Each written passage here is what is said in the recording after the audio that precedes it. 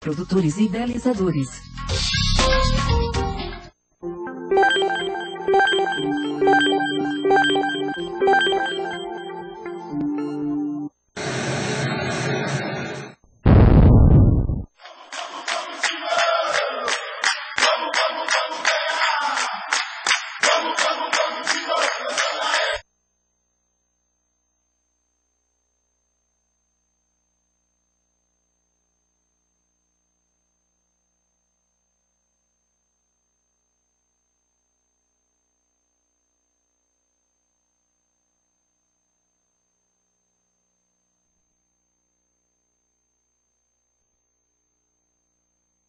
Aqui 0 Corinthians, 0 Vasco. Cobrança de escanteio, bola aberta, tentativa de cabeça do Paulinho, olha a sobra, chute contra do Martínez, o gol! Gol!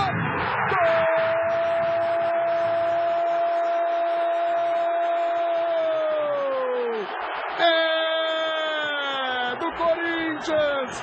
Guerreiro!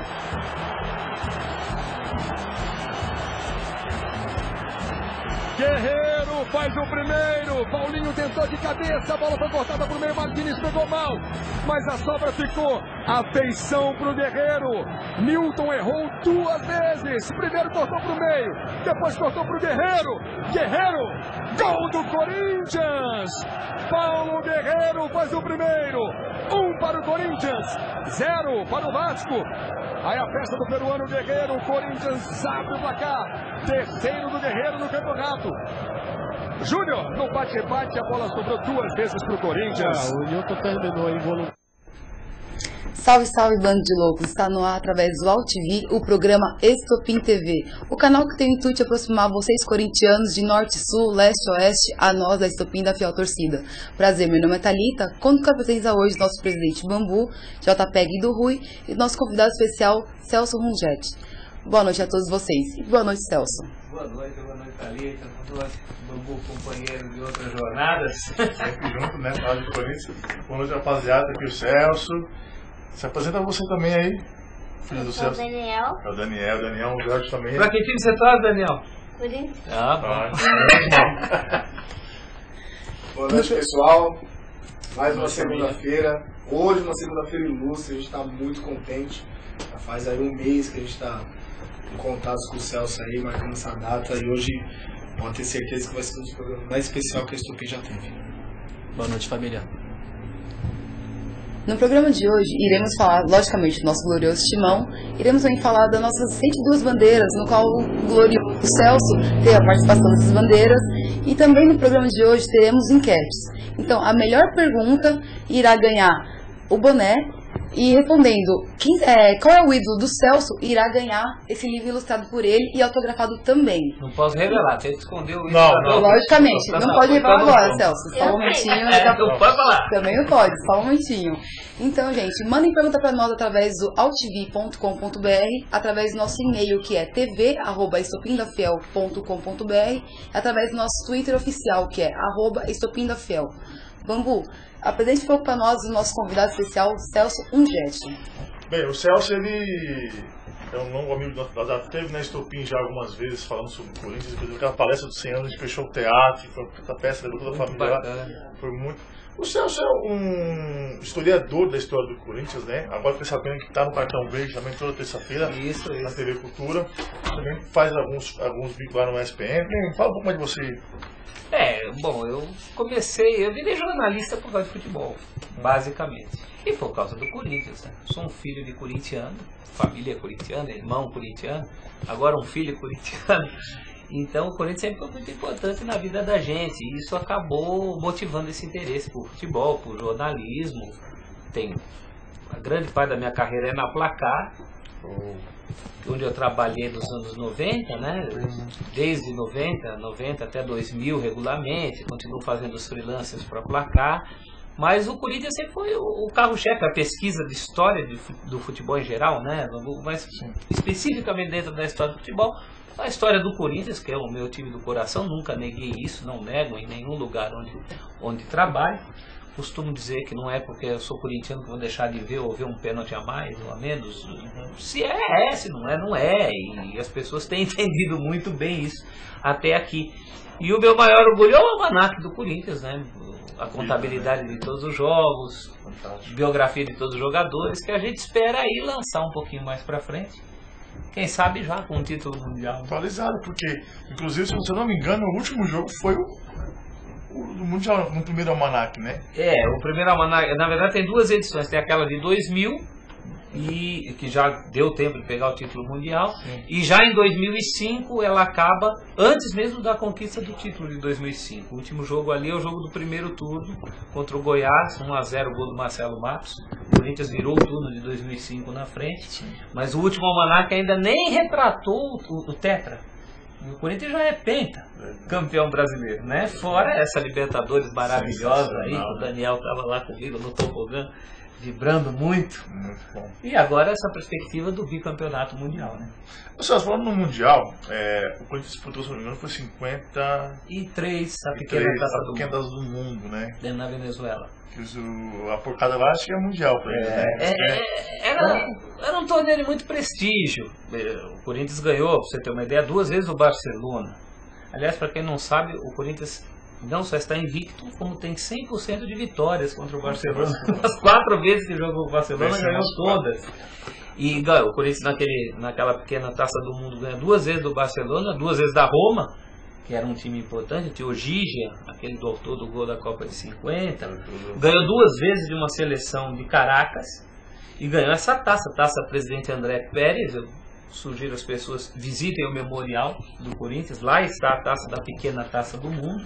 Para os padrões da época, não havia ainda um campeonato mundial, é um torneio internacional muito importante, né? Cujo nome era Pequena Taça do Mundo, mas não chega a ter o peso de um mundial, como o da FIFA, que o Corinthians ganhou. Aí sim, o primeiro mundial que a FIFA coloca a chancela embaixo. Carimba, né? Carimba, você pode até discutir qualidade de adversários, pode discutir esse tipo de coisa, mas que é um título oficial, ninguém pode discutir, né? E agora o Corinthians tem a oportunidade de ganhar mais um título com essa chancela da FIFA. Como o Bila no Japão. E aí, Rui, quer fazer umas perguntas aí? Já tá ansioso, né? Não aguenta aqui. Você está falando que teve um formato antigo do Mundial. A gente ouviu também falar que teve um outro campeonato que tratava como o Campeonato das Américas nas antigas. Vocês sabem dizer esse campeonato aí? Esse campeonato na verdade era a Taça do Atlântico, né? Essa taça, o Corinthians e o Boca acabaram empatados e como campeões de 2 grupos. Era um campeonato que envolvia times do Uruguai, times da Argentina, times do Brasil, tanto que o Corinthians chegou a essa final tirando São Paulo, tirando o Santos. E não houve data para esse jogo entre Corinthians e Boca. Não houve data. Alguns sites aí registram um jogo fantasma que não existiu na Bombonera. Não existiu aquele jogo. Naquele dia o Corinthians estava aqui se preparando para jogar contra a Portuguesa, pelo Paulista. E essa taça ficou meio no ar, Rui. Não temos campeão dessa Taça do Atlântico. Corinthians e Boca teriam que ter decidido, não decidiram. A taça não está no Parque São Jorge. Não sei se está na Bombonera, muito difícil que esteja, não é duvidar, não, né? Enfim, é um campeonato aí que ficou no ar, ficou barato essa aí. Era uma pré-Libertadores também, antes da Libertadores do jeito que a gente conhece e que deu tanto trabalho para chegar, né, Daniel? JP, quer fazer alguma pergunta aí? Sim, já baseando no que ele falou agora há pouco, você precisa de jornalista, trabalha com esportes, todo mundo sabe que você é corintiano. Alguma vez já chegou a atrapalhar você? Por lado você ter um fanatismo muito forte pelo clube, diante de qualquer situação, alguma reportagem, algum programa, alguma coisa desse tipo?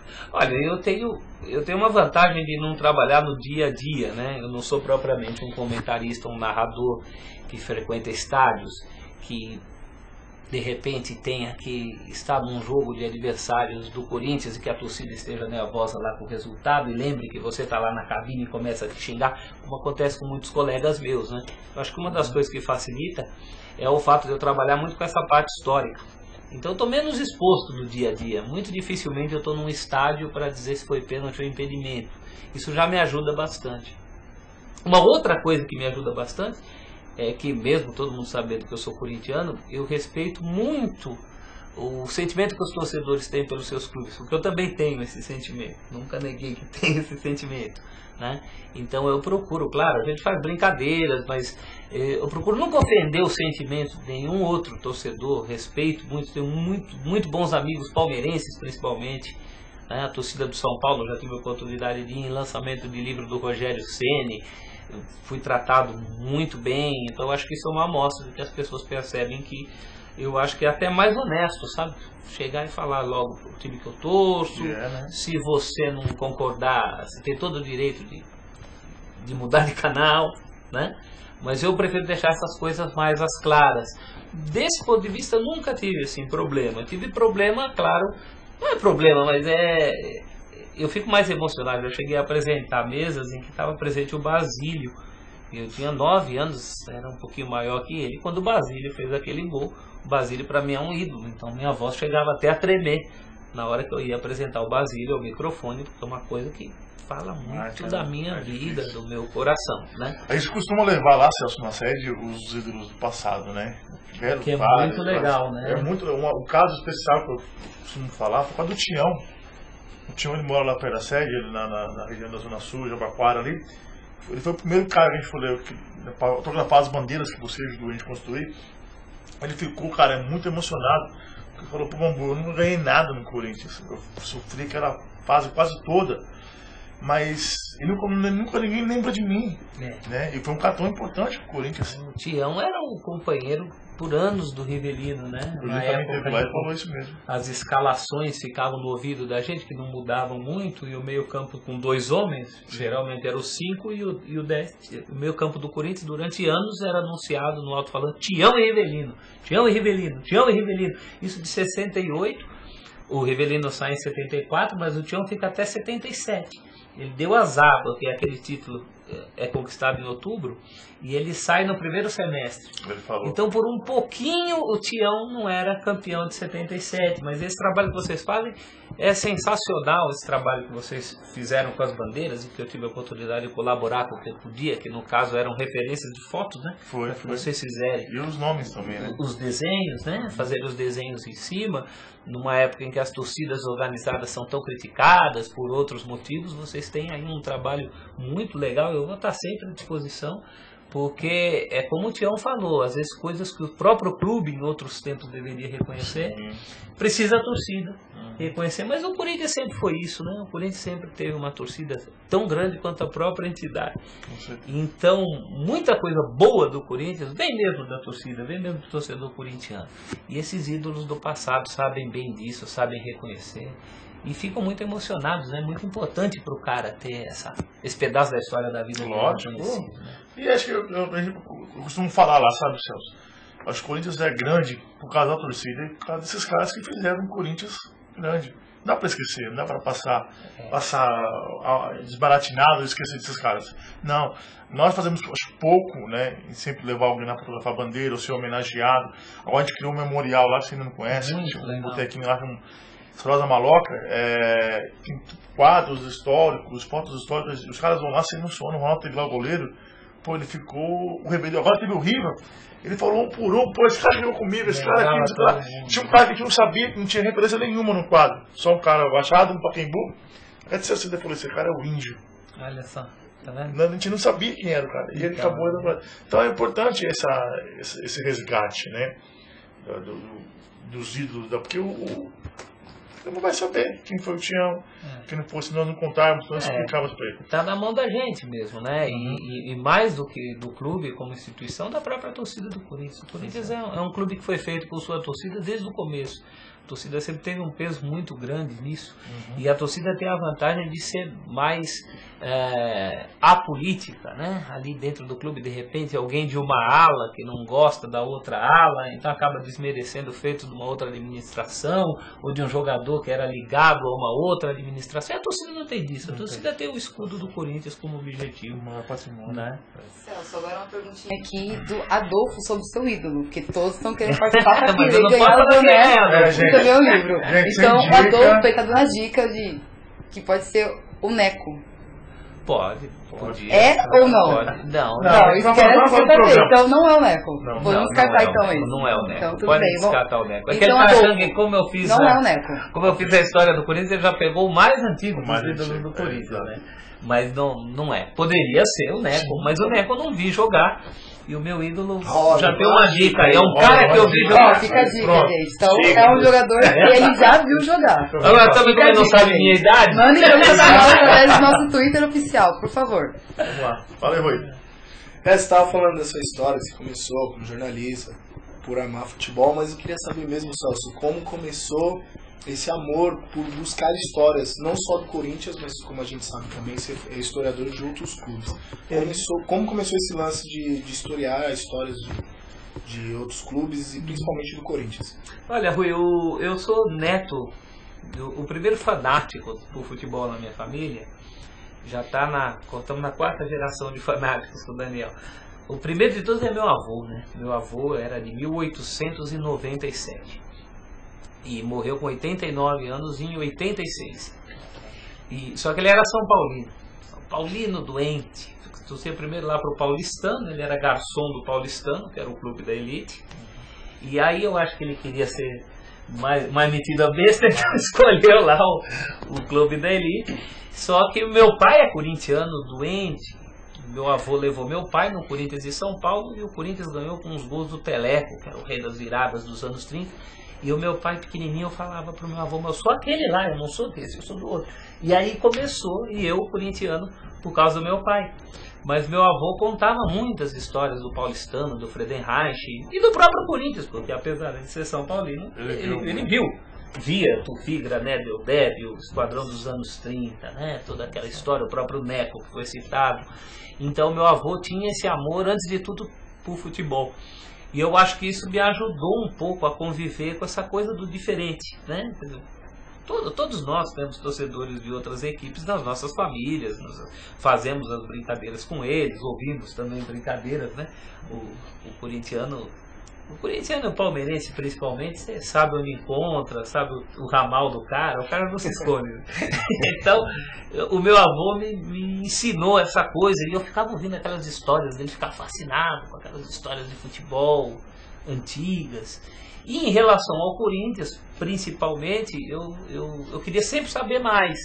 Falava assim, o Baltazar era o cabecinha de ouro. Eu falava, mas quantos gols ele fez de cabeça? Para eu saber se ele era bom mesmo. Mas ninguém tinha o número, ninguém tinha a conta. Eu falava, um dia eu vou fazer essa conta. Aí depois virei jornalista e eu precisava disso para trabalhar, não era só uma curiosidade minha. E aí falava, bom, e quantas vezes o Rivelino jogou pelo Corinthians? Nunca contaram. Eu falava, mas como nunca contaram? O cara é tricampeão do mundo. Tem que ter essa conta, né? Então foi aí que eu desenvolvi por 2 motivos, pela paixão e também pela necessidade profissional. Hoje com o computador e com essa globalização está muito mais divulgado isso, né? Se fala mais de estatística, de comparação, mas imagina isso nos anos 70, para você fazer essas listas à mão, sem computador, como era, né? E eu desde garoto tinha, como muitos garotos da minha idade, que também são jornalistas hoje, tinha meus caderninhos com a escalação dos times, como ele tem também até hoje.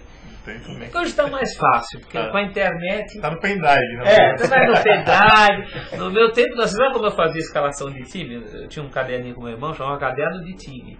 A gente colava o escudinho do time e a numeração de 1 a 11 para ir preenchendo com os nomes da escalação. A gente ouvia os gols do Fantástico. E o Léo Batista falava, fulano, camisa 10 do América de Natal, passou para não sei quem. Eu falava para o meu irmão, anota aí. O 10 do América de Natal é Paloma. E a gente ia fazendo aquele caderninho aos poucos, ali com aquele sofrimento. Nunca nem acabou aquilo, né? Mas sempre essa coisa, a paixão pelo futebol, mas muito voltada para o Corinthians, porque na minha casa... Corinthians desde pequenininho. O Corinthians era o bem, o resto era o mal, né? Eu conheci o escudo do Corinthians antes mesmo de saber que aquilo era um time de futebol. Eu já conhecia. É uma das imagens mais antigas da minha infância. É o escudo do Corinthians no peito de um pinguim que a gente tinha em cima da geladeira. Bacana. Celso, falando de símbolos também, você descobriu o símbolo, o perdido de 1914. Me fale um pouco desse símbolo. Então, esse símbolo, na verdade, justiça seja feita, quem levantou a lebre foi o Davi. que é o nosso guardião do memorial. É isso mesmo. O Davi tinha uma foto de um time que jogou contra o Germânia em 1914, um time do Corinthians, no almanaque do Timão, tinha até o jogo, a data. E nós tínhamos muito poucos registros, sabe, Bambu, desse começo. Porque, primeiro, era um clube de operários, foi criado como um clube de operários, e era uma época que não se saía fotografando, ninguém tinha celular no bolso, foto custava caro. Então você tem, principalmente no período da várzea, a gente não tem nenhuma foto do Corinthians, que era tudo muito sacrificado, muito na luta. Nesse jogo específico com o Germânia, eu imagino que seja uma foto tirada pelo Germânia, que tinha um pouco mais de condição financeira, e que talvez tenha ficado uma cópia para alguém do clube, que demorou muito para aparecer. Depois que o clube fez o memorial, a verdade é que nesse tempo todo de Corinthians, infelizmente, muitas pessoas saquearam a história do clube. Diretores levaram coisa para casa, e essas coisas estão começando a aparecer agora. Eu sempre faço esse apelo quando tenho oportunidade na televisão. Você que tem alguma coisa sobre a história do Corinthians, leve ao memorial para o Davi. Hoje em dia nós temos recurso de fazer cópia. Você não vai perder nada. A gente só quer a cópia, a gente só quer a referência, como nesse caso do escudo. E o Davi, ampliando a foto, ele falou: Celso, tem um escudo aqui muito diferente. E era mesmo um escudo a mais, que lembra uma ferradura, você lembra uma ferradura. Mais que o escudo até, Thalita, o que chama também a atenção ali é que nós temos naquela foto um registro da famosa camisa bege. Que depois tem a camisa retrô bege, que todo mundo está usando por aí. Mas nós nunca tínhamos visto uma foto fisicamente. A história da camisa bege, ela era contada de pai para filho. E a gente sabia que um dia teve... Tem um folclore sobre o folclore da camisa bege. Que até a tia que lavava falava assim: bota a branca de uma vez porque isso aqui desbota. E aí teria ido para... O meu avô, esse de 89 anos que eu falei, ele fazia uma referência a uma camisa, só que ele falava que era amarela. Não, o Corinthians usava amarelo, mas que era aquela cor cru, né? E nessa foto que o Davi, na verdade, o Davi Costa descobriu no memorial, a camisa é claramente bege. Então tem essas duas utilidades. Aí o próprio clube me consultou, a gente chegou à conclusão de que realmente tinha um escudo perdido aí no meio. Porque o time era os jogadores do Corinthians da época. Eram, não todos reconhecidos. Você vê ali o Neco, inclusive você pegar no almanaque a escalação daquele dia, então os 11 jogadores, porque é uma foto misturada. São os jogadores do Corinthians misturados com os do Germânia. Então os de camisa um pouco mais escura são os do Germânia. E os do Corinthians tem o CP, é claramente uma outra versão do CP de Corinthians Paulista, né? Que demorou tanto tempo pra gente descobrir. Escudo, né? É um escudo bem fora. Até um formato espanhol também. Então, isso, é um C em forma de ferradura. O Davi até levantou a possibilidade de ser porque o Corinthians guardava seu material ali num coxo de cavalos. Talvez pudesse ser essa referência, mas o C tem uma ferradura. É bem diferente mesmo de tudo que a gente conhecia até hoje.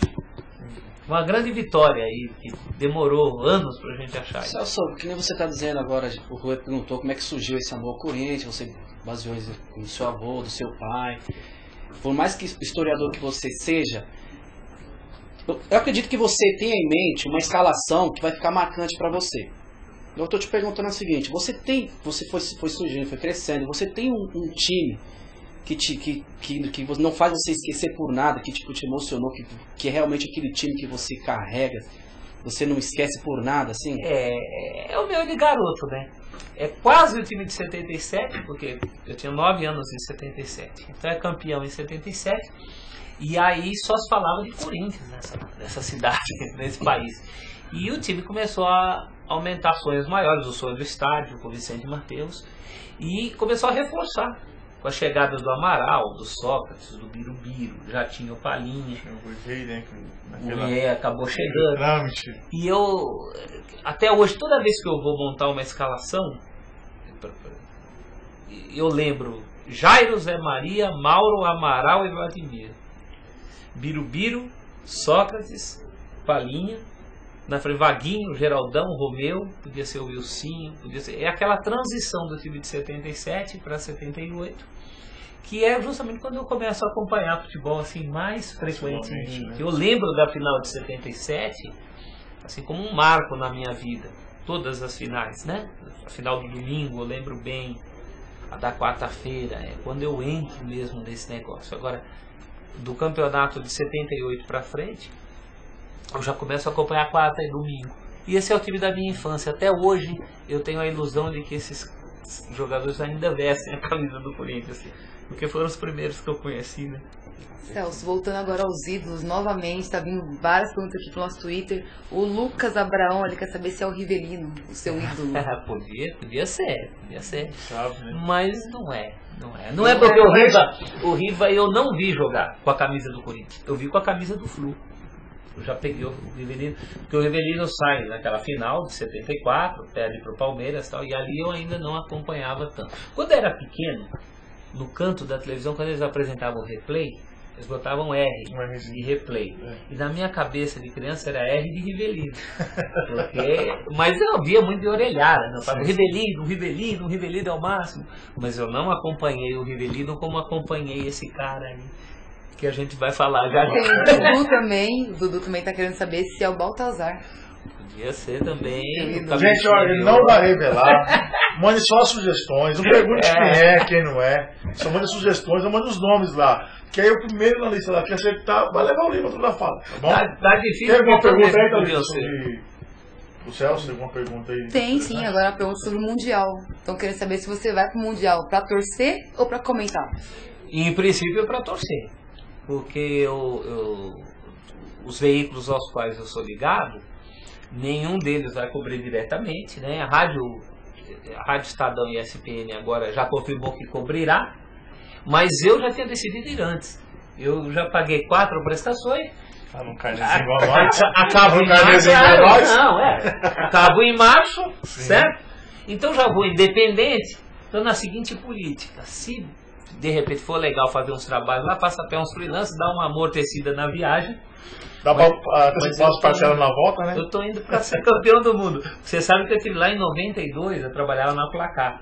Eu acompanhei o São Paulo, campeão do mundo, em 92.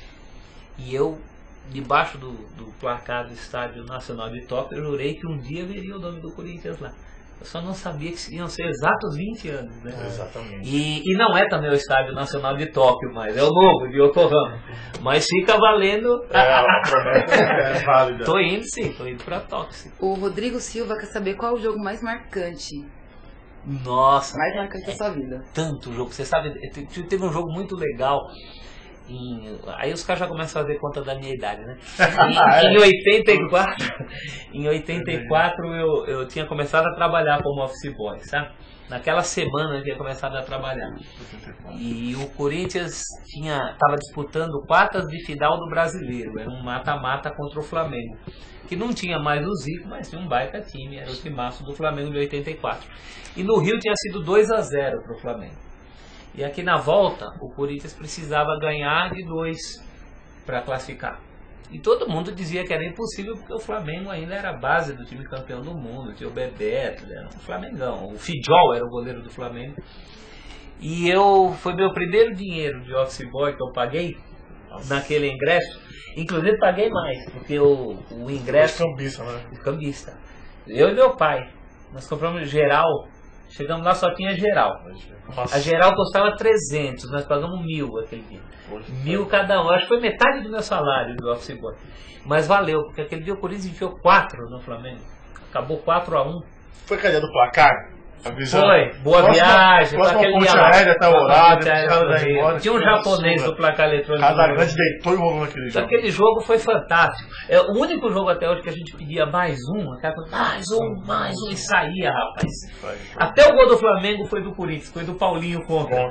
Paulinho... Eu me lembro desse jogo aí, Celso. Eu vi uma entrevista com o Casagrande lá no Maracanã. Não, em casa a gente conhece os atalhos. Pois é. Lá no Morumbi a gente conhece os atalhos. A gente só não pensava que ia ser tão mais fácil do que foi. Porque aquele dia, 115 mil pessoas. A Fiel acredita mesmo. E eu vi da geral, né? embaixo. A geral térrea do Morumbi era muito ruim antigamente, você só via na altura do teu nariz, mas eu tive sorte que o Ataliba fez um gol levantando a perna, justamente para eu ver. O goleiro era o Fidjó, e aquilo foi maravilhoso, a entrada em campo com aqueles papéis higiênicos caindo de cima. Peça que a gente podia fazer e não faz mais. Você vendo de baixo, 115 mil pessoas. Uma coisa, o meu pai é bem mais velho que eu, ele já não frequentava estádios. Eu ia muito com um primo meu mais velho. E aquele dia eu insisti com meu pai até o fim para ele ir comigo, e ele foi. Aí pegamos um bumbão que saía do Anhangabaú, que levava direto pro Morumbi, um bumbão cheio do Anhangabaú, botei, enfiei o velho lá. Capaxinha, estádio, da CNPC. Eu peguei. Foi uma coisa... Então, claro, eu vi muito o jogo do Corinthians no estádio, principalmente, mas os que eu tenho mais carinho são dessa fase que eu ainda não trabalhava, né? Porque era uma coisa... Teve um 3-0 no Palmeiras também em 87. O Corinthians virou tudo em penúltimo, acabou vice-campeão. Ganhava de 1 por 1 no Eu lembro da placar naquela época, né? O escudo todo quebrado e tal. O escudo novinho. Os caras encerando, pendurando. E aquele dia com o Palmeiras foi 3-0. O Marcos Roberto veio do Júnior, fez 2 gols. A garotada, a hora que o time entrou em campo, tinha uma garotada, levou uma faixa. Aí entrou em campo, a garotada abriu a faixa, estava escrito assim: chora porcão, é hoje. Acabou 3-0. E podia ter sido muito mais. Então são experiências fantásticas, né? De estádio. Esses 2-0 pro Boca, que eu estava com o meu companheiro ali no tobogã. No intervalo, eu brinquei com o pessoal, falei assim: pô, a gente merecia uma noite de São Paulino aqui, né?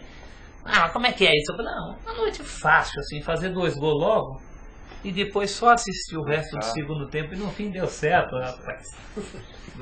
O segundo tempo daquele jogo a gente tem gravado em casa, estamos para ver todo dia, porque depois do segundo gol eu não vi mais nada. Não dá. Tirei o radinho do ouvido e fiquei só curtindo, porque essa Libertadores realmente é o 77 deles, né? Quem viu com essa idade não vai esquecer. É o 90 da minha geração, né? Que ficou pois é o 90, o gol do Tupã, que tive a felicidade, um dos primeiros jogos que eu cobri como repórter, e eu, para a revista Ação, que estava substituindo o placar. Aquela fase, eu toda semana pegava a bicicleta, ia lá no bairro, que tinha a banca de jornal, comprava pra cá acabava naquela época. Pois é, entrou a Ação. E a Ação não dava muita bola para futebol, mas como o Corinthians foi bem, aí começou a voltar. Aí demos capa do Tupanzinho, o pôster, a matéria, eu tive o prazer de ter feito a matéria. És do Brasil, o campeão brasileiro, que era o primeiro título. Um amigaço meu, Ronaldo Ribeiro, que hoje trabalha na National Geographic, um corintiano doente, tava ele, eu e o Juca Kfouri cobrindo esse jogo. Na hora do gol do Tupã, eu procurando o Ronaldo nas cadeiras, não achava, ele tava lá em cima com um rapaz sem perna, abraçado com o rapaz, vibrando com a muleta dele na mão, assim. Então são coisas que a gente não esquece, né? Coisas que só quem vai em estádio mesmo sabe. Valeu. Não, Celso, é que essa discussão aí toda sexta-feira a gente tem uma sabatina lá, que é entre nós associados, pessoal, e a gente comenta muito, começa a relembrar títulos e jogadores. É uma conversa tomando cerveja, lógico, pra memória refrescar. Que legal. E uma pergunta, vocês estão falando aí do título de 77, título de 90, o título da Libertadores. Pra você, Celso, você como historiador, como o Bá falou pra gente, a gente falou via Twitter com o Baco, você não é um historiador do Corinthians, você é um Google ambulante. A grande Bá do estádio 97, um abração pra ele. O Google da Fiel. É, o Google da Fiel. E a sua palavra vale muito. Então eu quero ouvir de você, Celso. Qual, na sua opinião, qual o título mais importante da história do Corinthians? Não pra você, mas da história do Corinthians. É o de 77, é o primeiro brasileiro, é o primeiro título das Américas, é o primeiro Mundial, é o de 54, então... Puxa, você sabe que essa coisa é complicada porque cada momento é um momento, né? Muita gente fala, por exemplo, o de 77 era um paulistinha. Mas você imagina, eu, um garoto de 9 anos, entrando, não só eu, a turma de 20, de 30, que não tinha visto time campeão ainda, numa época em que nosso mundo era São Paulo. Não tinha celular, não tinha carro, a viagem mais longe que a gente fazia era ir pra praia, que a gente chamava de Santos, qualquer praia era Santos, né? Vai pro Guarujá é Santos, vai pra Praia Grande é Santos. Então era esse o mundo, sem internet. Se eu brinco com o Daniel, ele fica vendo o gol toda hora, Corinthians e Vasco, ele ficava me chamando ao vivo, falava, olha o pênalti do Romarinho aqui que não deram, não sei o quê. E quando eu era garoto, se você não voltasse da escola para ver o Globo Esporte, você não via aquele gol nunca mais. Nunca mais. Hoje você manda para amigo. Então o mundo está diferente, né? Então, guardadas essas proporções, eu acho que o que chegou mais perto de 77 foi agora a Libertadores, em termos de explosão, de ver gente na rua, de parecer uma Copa do Mundo em preto e branco. Mas 77 foi muito forte. 77 tinha carreata em Rondônia. 77 tinha a rádio do país inteiro aqui acompanhando. 77 é só você ver por onde o Basílio passa, né? Por onde o Basílio passa, as pessoas, e Deus escolheu a pessoa certa para isso, porque é um cara de uma paciência, de uma educação, de uma consciência do ídolo que ele é, né? Te trata com carinho. Então, Rui, eu vou te dizer que o título que o Corinthians ganhou em 77, talvez nenhum outro clube de futebol no mundo tenha passado essa experiência, né? Porque transcende essa coisa, sabe, de ser estadual, nacional, até porque o corintiano não é muito ligado nisso. Quando eu estava ali na Série B, eu estava comprando ingresso, tinha um senhor fazendo discurso ali na minha frente, na fila, e ele falava, eu não quero nem saber quem é o adversário. Eu falava, eu sou corintiano, Fazer o Corinthians, né? Então não interessa a série, não interessa nada. Tudo que envolveu 77, na minha opinião, é o que foi de maior. Assim, parou realmente. Quando fez um ano daquele título, a TV Record fez um especial e colocou uma música do Raul Seixas, né? O dia em que a Terra parou. E aquele dia a Terra parou mesmo. Quem viu aquilo não esquece. Eu também concordo com você, que você falou. Eu acho que o Corinthians só é que é hoje graças também àquele título, né? Foi um marco.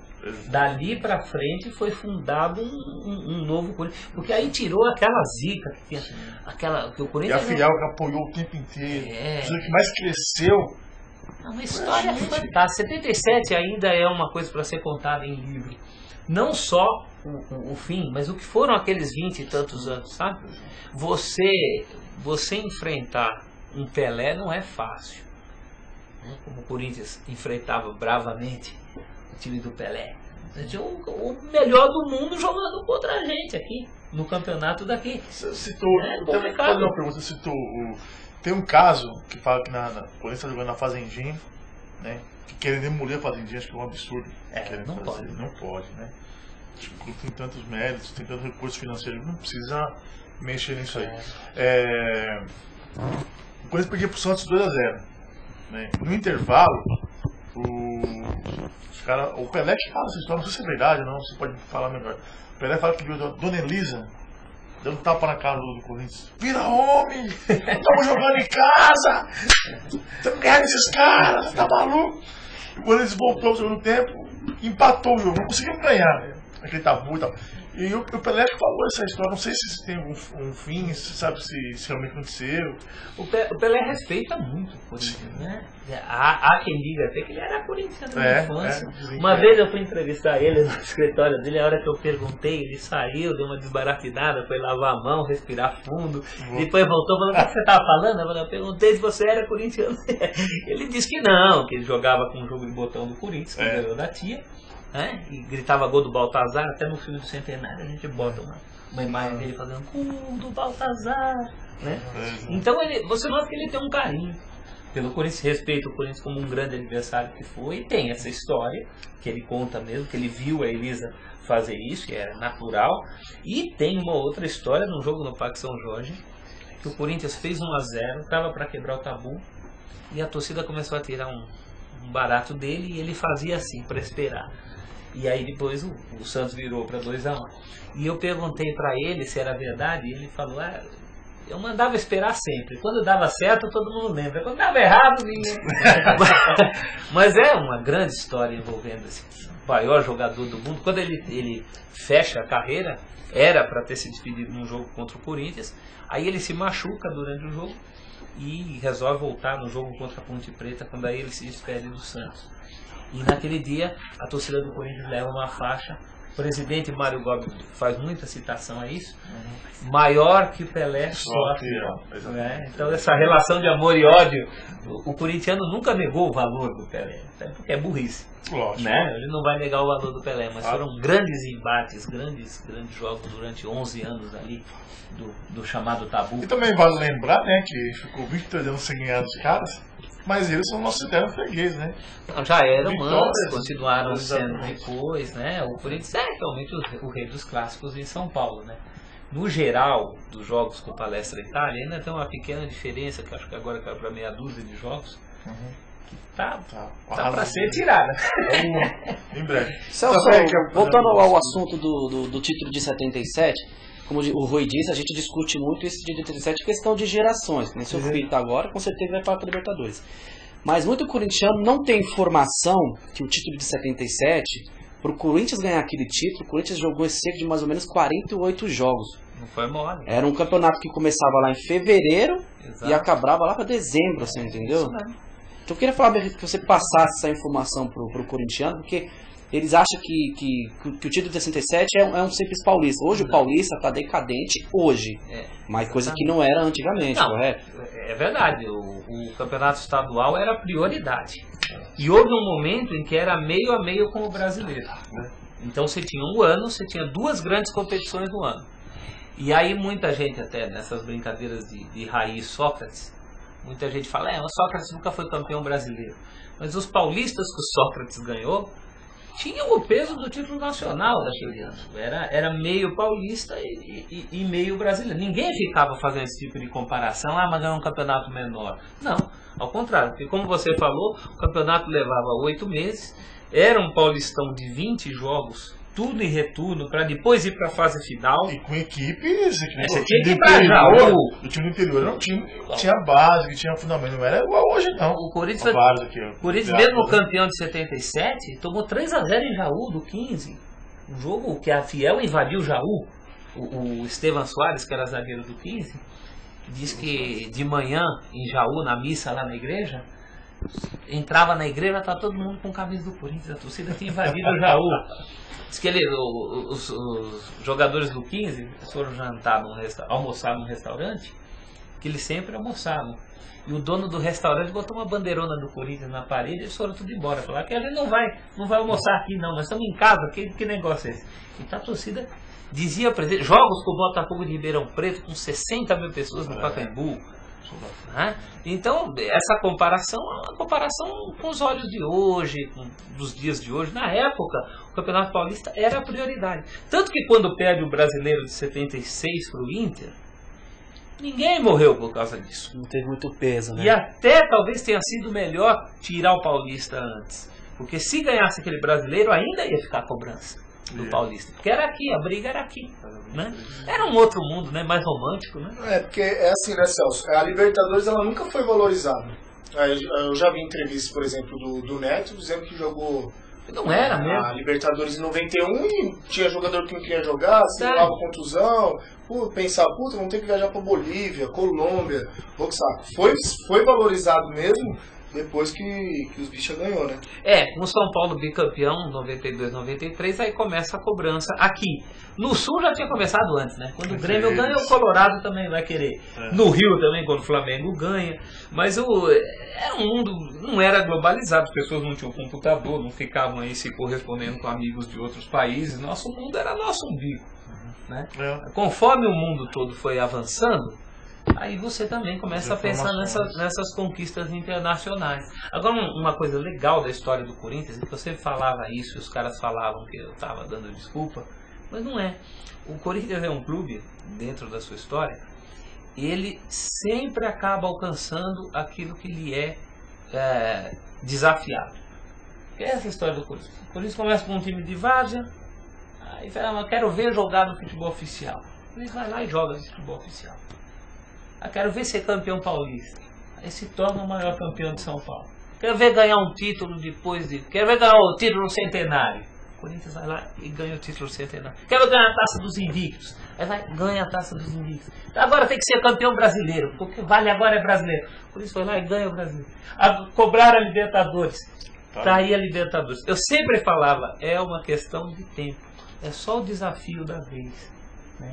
E talvez agora perca um pouco a graça, porque quem não gosta do Mundial de 2000, se o Corinthians ganhar desse, vai ser o único time do mundo que vai ter Mundial para escolher. Você não quer esse, então pega o outro. Não é? Nem o outro vai poder dizer. Então já tem uma pergunta aí, só tá... Antes de falar as perguntas pra vocês, gente, mandem mais perguntas pra nós através do nosso Twitter oficial, que é @estopindafiel. Mandem também através do nosso e-mail, que é tv@estopindafiel.com.br, e através também do altv.com.br. Celso, uma perguntinha. Qual foi o jogador que fez mais gols pelo Corinthians? Da atuação completa. Cláudio Cristóvão de Pinho, ponta direita. Quantos gols? Ele fez 305 gols. Ele chega em 1945, vai embora em 57, já com 35 anos. Vai embora não, ele vira técnico do próprio Corinthians. Depois ele aceita uma proposta do São Paulo para jogar mais um pouquinho, em 1960.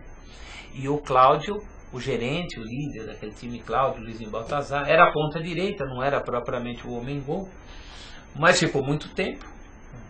E era principalmente o cobrador oficial de pênaltis e de faltas, que ele batia como ninguém, né? Além de cruzar muitas bolas para a cabeça do Baltazar.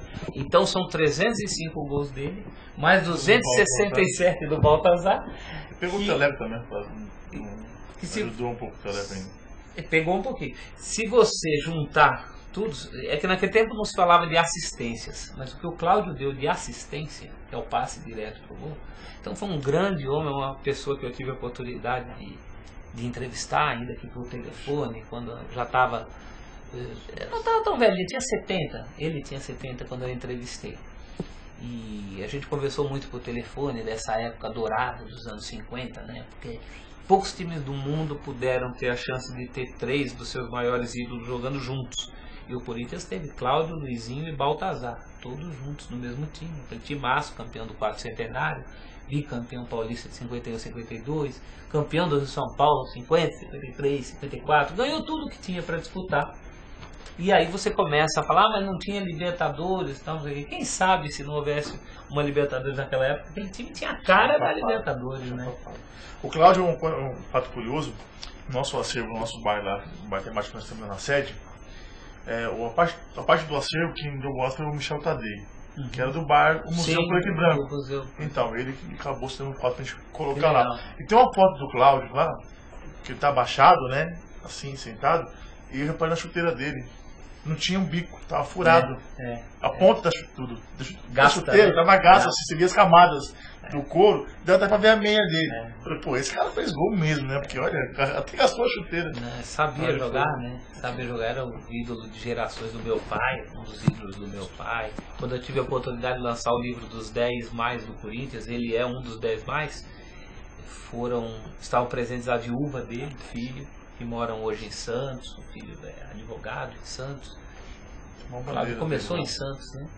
E é uma figura inesquecível do Corinthians, é o maior dos goleadores de um time de goleadores, né? O Corinthians tradicionalmente sempre teve homem-gol, Teleco, Baltazar, Casagrande mais recentemente, Viola, Luizão.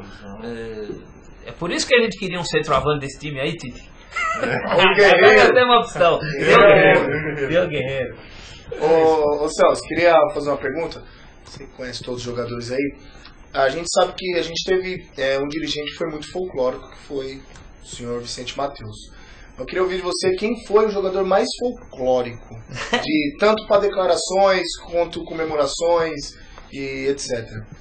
Olha, quando o Birubiru chegou, foi um barulho danado, porque imagina você trazer um cara chamado Birubiru, né? Chamava Birubiru. Aí o Vicentão chamou ele de Lero Lero, né? E você sabe que tem uma coisa gozada, era tempo de eleições, o Birubiru chegou em 78, deve ter chegado em setembro, agosto, setembro, e em novembro tinha as eleições, e ainda era a cédula de papel que você escrevia ali, e era eleição só até senador, na época da ditadura você não votava mais do que isso, e as pessoas como protesto escreveram Birubiru, E o Birubiru foi um caso, ele foi super votado. E anos depois, em 88, aí ele saiu a série como vereador E foi eleito. ganhou, também. né? Foi eleito também. Então o Biru, essa coisa do Birubiru, Lero, acho que é uma das coisas mais folclóricas da história do futebol, né? E acabou comprovando em campo que ele era mais que uma piada, né? Ele se tornou um ídolo. Sim. Mas assim, na chegada dele, causou muita estranheza essa coisa de birubiru, que vem do nome de um peixe que o pai dele gosta de comer, biribiri, birubiru, e aí ficou. E no Recife ele jogava com o nome de Toinho Birubiru. E antes teve... Choraram ainda, o time de 77 tinha muito folclore, né? Assim, não era folclore, mas jogadores que se identificavam com a torcida. O Russo, falecido agora há pouco, o Russo Beijinho, que jogava beijinho pra torcida. O Romeu dava cambalhota. Né? Cada um tinha uma bossa ali, um jeito bem corintiano, né? De comemorar. A identificação com a torcida era muito grande, né? Eu brinco até hoje esses craques do passado, principalmente a turma de 77, que está sempre em eventos. Eu sempre falo com eles, eu falo, vocês são gente como a gente. Não tem empresário, não tem procurador, às vezes nem celular tem, né? Já sabe onde acha o cara vai mesmo, tá ali junto. E a torcida sente isso, né? Esses caras, o Biro, o Tobias, o Vaguinho, o Geraldão, era um ídolo meu, não é esse do programa, mas é um ídolo de infância, de Homem-Gol. Né? A gente lembra das narrações, né? A Vai o Corinthians bateu gol, Geraldão. Aí depois a narração era bem assim mesmo, né? Bateu o gol, Geraldo de novo. Gol, ovo do Geraldo. Em 77 ele jogou 6 vezes com o São Paulo, ele fez gol 6 vezes. O São Paulo tirava o Valdir Pérez, punha o Toinho, tirava o Toinho, punha o Valdir Pérez, trocava o goleiro. E o Geraldão sempre guardando, aquele jeitão dele grossão, fazia 1, perdia 3. Ele falava. Eu peguei muita briga em arquibancada pedindo o Geraldão, porque a torcida preferia o Rui Rei. Então tinha aquele coro, começava a jogar mal, o pessoal, Rui Rei, o pessoal levantava, eu, meu irmão e meu primo, Geraldo, Rui Rei, Geraldo. O Geraldão era boia fria. Ouvia jogos no radinho enquanto cortava a cana com o avô, que era corintiano. O avô morreu, foi enterrado com a camisa que o Geraldão foi campeão em 77. Então como é que você vai esquecer um cara desse? Em 2002, quando fez 25 anos do título de 77, teve um evento da Câmara Municipal, dentro do Parque São Jorge, e aí os jogadores foram chamados um a um no palco, todos muito aplaudidos. Basílio principalmente, mas a hora que foi chamado o Geraldão, a turma da faixa dos 40 ali levantou e bateu palma com mais força. Ele era a nossa esperança de gol. O velho Geraldão manteve. Uma perguntinha aqui do Adolfo Neto. O que você acha, Celso, dessa tentativa de elitizar o futebol e tá acabando com o futebol do povo, né? Então estão tentando elitizar, mas tirando o esporte do povo. E eu não gosto não, e até já cobrei publicamente alguma posição em relação aos setores de Itaquera, da arena lá, porque por mais arena que seja, precisa da presença de quem gosta de futebol, do povo que sustenta isso, e principalmente clubes populares como o Corinthians, né? A gente falou num programa anterior que o Corinthians está criando telespectadores com um ingresso mais caro, né? Que tem cara que nem você vê no setor tá no Pacaembu, antigamente não tinha a cadeira laranja, era tudo uma arquibancada só, o grito era uma coisa só de fora, toda a torcida junto, e hoje não. O cara tá na laranja, ele apoia quando o time está empolgante. Não é coisa que manda que uma cara que está se matando lá. Consumidor, exatamente. Ele está como se fosse pelo teatro, vou ver. O cara errou o passo ali, o cara está xingando, ele está primeiro a xingar. Mas isso aí, Bambu, acho que depende muito também da gente. Esse aqui vai para estádio. Esse aqui, quando tem. E prefere ver do estádio, né? Quando a gente tem a possibilidade, prefere inclusive ver no tobogã, que é onde a gente estava na final contra o Boca.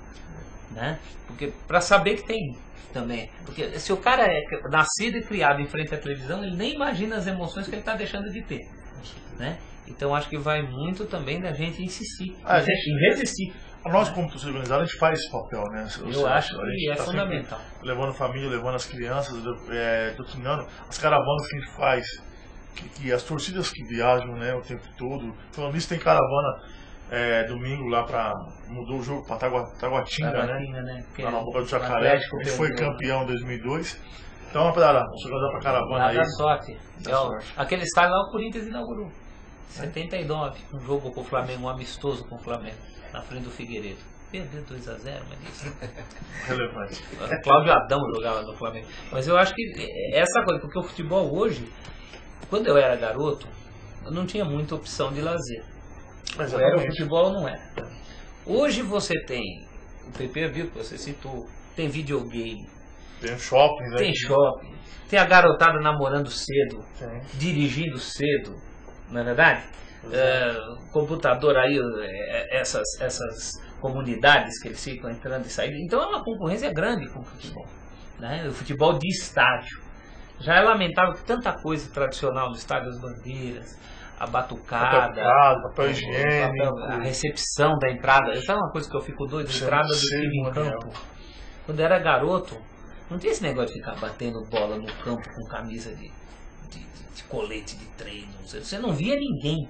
Você ia pro estádio, o negócio ficava verde, vazio, esperando a entrada do seu time. A hora que entrava, a gente explodia. Né? Via geralmente a cabeça do Zé Maria, que era o capitão, fazendo assim, tinha um capete. Quando via a cabeça do Super Zé na boca do túnel, era uma explosão à parte. E mesmo alguns jogos que eu sabia que eram difíceis, que talvez o Corinthians não fosse vencer ou fazer gol, eu ia só para vibrar na entrada em campo. Eu falava assim, se acabar 0, pelo menos eu já vibrei na entrada em campo. Que é uma coisa que acabou hoje. Hoje está diluído. Hoje o time entra em campo, ninguém nem vê, já entrou, olha lá, ó, já estão tirando foto. Era uma tradição, né? Uma tradição a gente esperar a entrada em campo. E uma coisa que eu quero sugerir, que tivemos uma ideia, eu e o Daniel, o torcedor do Corinthians podia, a cada vez que o jogo vai começar, no primeiro toque na bola, todo mundo gritar junto. Vai Corinthians. Vai Corinthians. Né? Para dar um peso pro espetáculo. Vamos tentar construir como ideia. Gente, o horário já tá aí, né? Tá, felizmente. Já tá Thalita, né? Thalita, o horário já Thalita. Thalita, vamos ver, teve muita gente que falou, né? Essa questão aí. Mas agora ele vai revelar o nome. Acertaram o meu ídolo, não? Acertaram o ídolo. Quem foi a primeira pessoa que falou? Vai falar agora, quem que é o seu ídolo, cara? Dr. Sócrates brasileiro, Sampaio de Souza Vieira de Oliveira, o homem que estreou em 20 de agosto de 78, 1-1 com o Santos, dia do aniversário da minha mãe, e eu, em vez de estar na festa, estava lá vendo ele estrear. Bom, quem acertou foi o Adolfo Neto. Sócrates. A cidade de Sócrates ganhou, hein? Mora lá em Caminhos, perto de Ribeirão. Beleza. Adolfo sabe das coisas, então. Adolfo, então você ganhou o livro ilustrado. O Celso depois vai dar uma parabéns, Adolfo. É Adolfo com F, Thalita? Ou é com PH? Com F. Com F. É pra autografar direitinho. Ele é novo, né? É novo. É que ele tinha falado do Neco, aí eu achei. E a melhor pergunta é pro Rodrigo Silva, né? Que ele perguntou qual foi o jogo mais marcante. Né, bacana, você vibrou bastante. Eu relembrar aqueles 4-1, que hoje com o YouTube é uma maravilha. Você bota ali 4-1, 84, já aparece tudo, às vezes até com narração. Bacana, né? Mas Celso, é um prazer, viu? O prazer é todo meu. Tá, esse programa tinha que ser umas 20 horas pra falar com o Celso. É impressionante. Vamos tentar, até você foi lá na quadra, quando a gente estava construindo ainda essa lei. É verdade. Então a algo foi concluída, temos um matemático lá. Vamos marcar um dia. Pô, o maior prazer do mundo. A gente fazer um bate-papo lá, sarau, uma feijoada especial, uma coisa desse tipo aí. Com todo prazer. Um evento literário também para expor suas obras, seus livros. Que não são poucos, né? Claro. Então, e vem mais aí, hein? Vem um aí que eu não podia nem falar, mas eu vou falar. Sorry. Vem aí uma biografia do Vampeta. Nossa!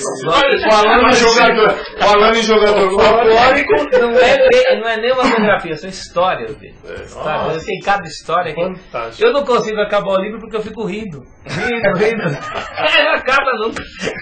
Gente, boa noite, obrigado. Vamos dar o adeus aí pra Deus, todo mundo vai se despedir aí. Celso, Daniel, dá um tchau ali pro pessoal. Obrigadão. Dá um salve. Manda um vai Corinthians aí, Dan. Vai, Corinthians. Vai, Corinthians. Ah, é, garoto. Fala, Celso, dá uma boa noite. Boa noite pro pessoal que assistiu a gente. Eu só queria que você definisse uma coisa rápida, uma palavra só. O que é o Corinthians pra você hoje? Paixão. Pra todos nós. isso aí. Não tem outra. Valeu, gente. Valeu, pessoal. Obrigado, Thalita. Abraço.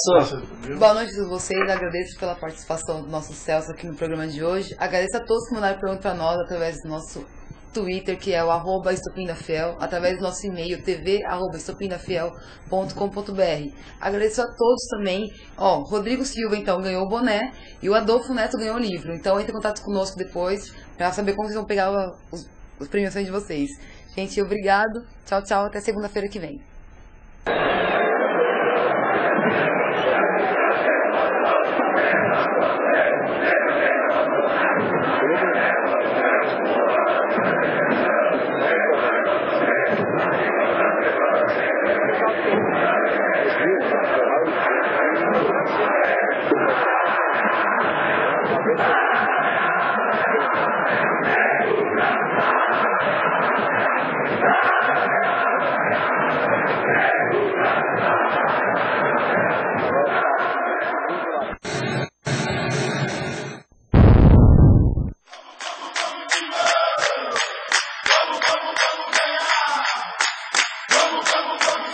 Vamos,